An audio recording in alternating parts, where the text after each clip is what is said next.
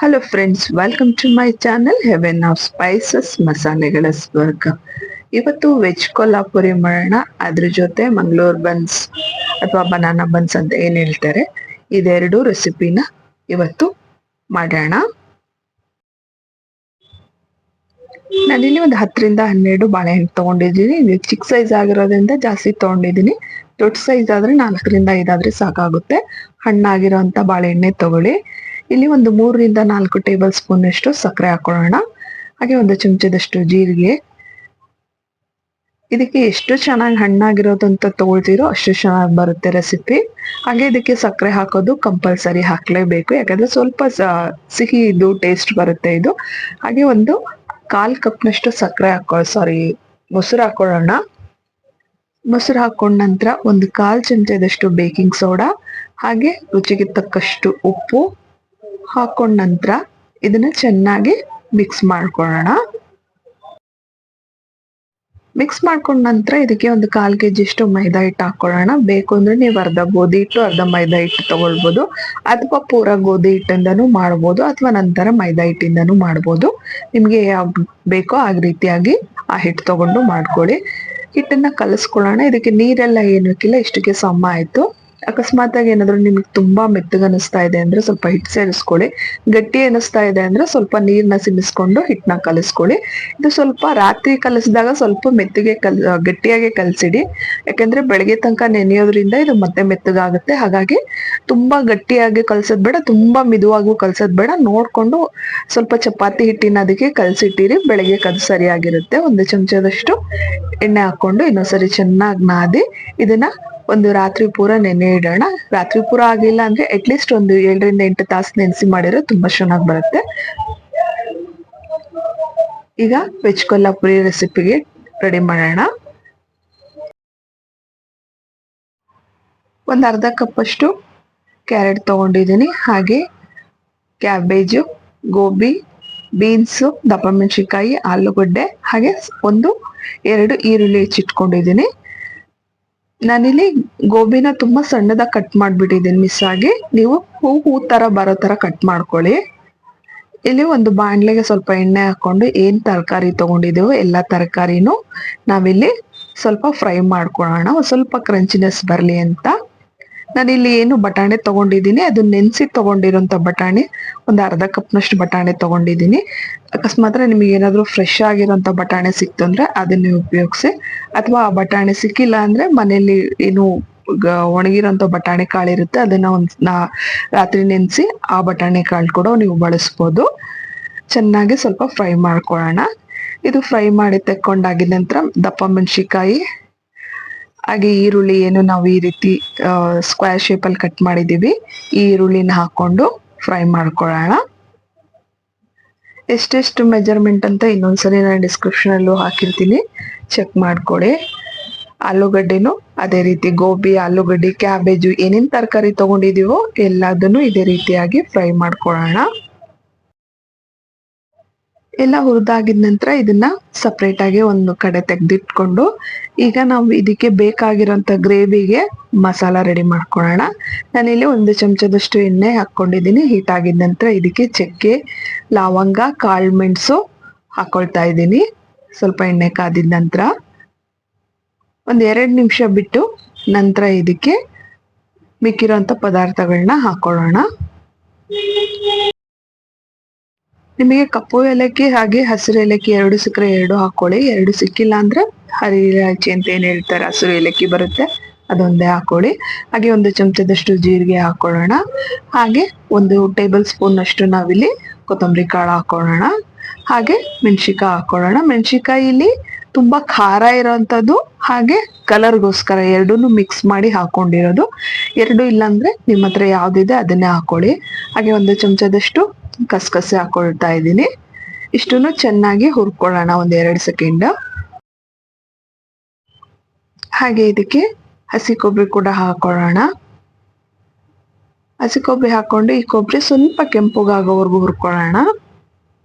2-3 spoon ಅಷ್ಟು ಹಾಕೊಂಡು ಹುರ್ಕೊಳ್ಳೋಣ.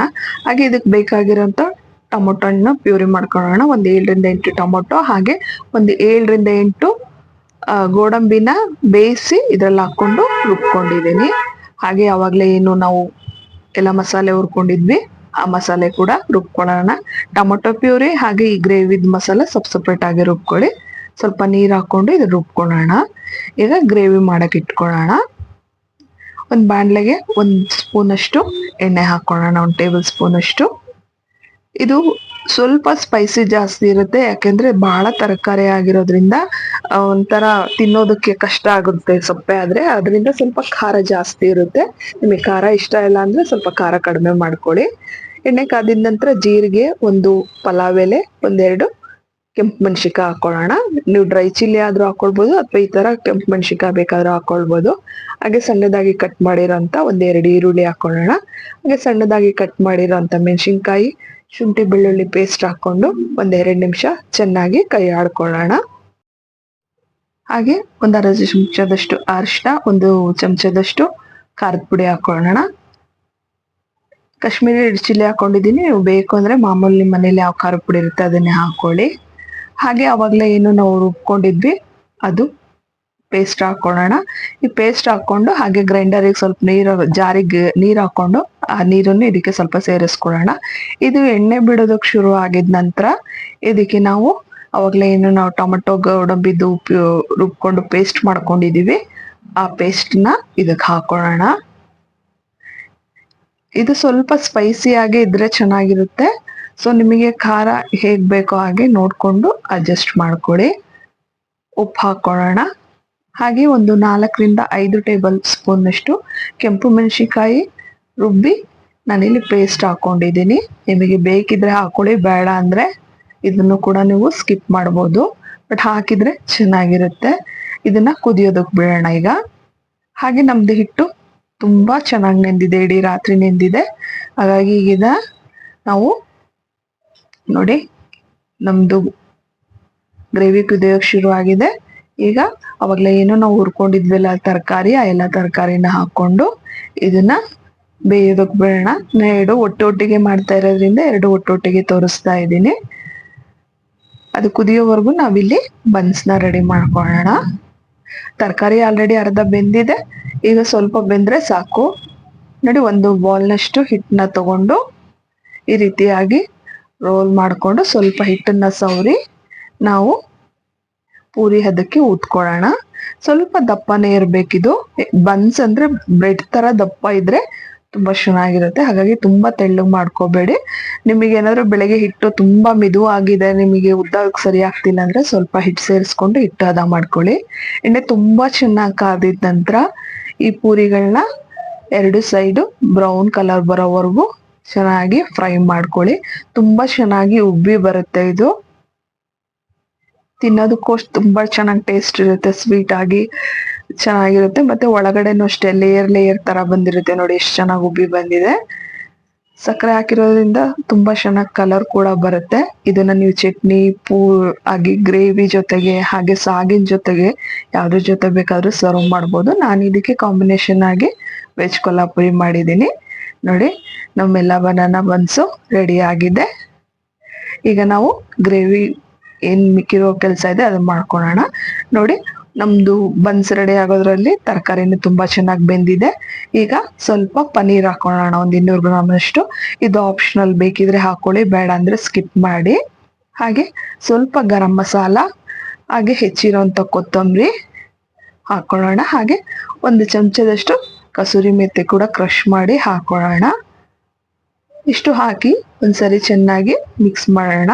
ತರಕಾರಿ ಎಲ್ಲ ಮುರಿದೋಗ್ಬಾರ್ದು, ಆ ರೀತಿ ಮಿಕ್ಸ್ ಮಾಡಬೇಡಿ, ಲೈಟ್ ಹ್ಯಾಂಡಲ್ಲಿ ಮಿಕ್ಸ್ ಮಾಡಿ. ಹಾಗೆ 1 ಚಮಚದಷ್ಟು ನಿಂಬೆಹಣ್ಣಿನ ರಸ ಹಾಕಿ ಒಂದು ಸಾರಿ ಚೆನ್ನಾಗಿ ಮಿಕ್ಸ್ ಮಾಡೋಣ. ತರಕಾರಿ ಆಲ್ಮೋಸ್ಟ್ ಬೆಂದಿದೆ, ನಮ್ಮ ಬನ್ಸು ಕೂಡ ರೆಡಿ ಆಗಿದೆ. ಚೆನ್ನಾಗಿ ಒಂದ್ಸರಿ ಮಿಕ್ಸ್ ಮಾಡಿದ ನಂತರ ಬೌಲಿಗೆ ಸರ್ವ್ ಮಾಡಿ. ಮೇಲ್ಗಡೆಯಿಂದನೂ ಕೂಡ ನೀವು ಸ್ವಲ್ಪ ಕೊತ್ತಂಬರಿನ ಹಾಕ್ಬಿಟ್ಟು ಸರ್ವ್ ಮಾಡ್ಬೋದು. ಸ್ಪೈಸಿ ಆಗಿರೋಂಥ ಟೇಸ್ಟಿ ಆಗಿರೋಂಥ ವೆಜ್ ಕೊಲ್ಹಾಪುರಿ. ಇದು ತುಂಬಾ ವೆರೈಟಿಯಲ್ಲಿ ಮಾಡ್ತಾರೆ. ಸೊ ನಾನು ಇದ್ರಲ್ಲಿ 1 ವೆರೈಟಿ ತೋರಿಸಿದ್ದೀನಿ ನಿಮಗೆ. ಮಂಗಳೂರು ಬನ್ಸ್ ಜೊತೆ ವೆಜ್ ಕೊಲ್ಹಾಪುರಿ ರೆಸಿಪಿ ಟ್ರೈ ಮಾಡಿ. 2 ರೆಸಿಪಿ ಹೇಗೆ ಬಂತು ಅಂತ ತಿಳಿಸೋದನ್ನ ಮರಿಬೇಡಿ. 2 ಡೀಟೇಲ್ಸ್ನ ಡಿಸ್ಕ್ರಿಪ್ಷನ್ ಅಲ್ಲಿ ಮೆಜರ್ಮೆಂಟ್ ಸಮೇತ ಕೊಟ್ಟಿರ್ತೀನಿ, ಅಲ್ಲಿ ಕೂಡ ಚೆಕ್ ಮಾಡಿ. ಹಾಗೆ ನಿಮ್ಗೆ ಬೇರೆ ಯಾವ್ದಾದ್ರು ರೆಸಿಪಿ ಕಲಿಬೇಕು ಅಂತ ಇಷ್ಟ ಇದ್ರೆ ಅದನ್ನು ಕೂಡ ಕಮೆಂಟ್ ಸೆಕ್ಷನ್ ಅಲ್ಲಿ ಹಾಕಿ ಅದನ್ನು ಮಾಡಿ ತೋರಿಸ್ತೀನಿ. ವಿಡಿಯೋ ನೋಡಿದಕ್ಕೆ ಧನ್ಯವಾದಗಳು. ಹಾಗೆ ನನ್ನ ಚಾನಲ್ನ ಸಬ್ಸ್ಕ್ರೈಬ್ ಮಾಡೋದನ್ನ, ಶೇರ್ ಮಾಡೋದನ್ನ, ಲೈಕ್ ಮಾಡೋದನ್ನ ಮರಿಬೇಡಿ. Thank you.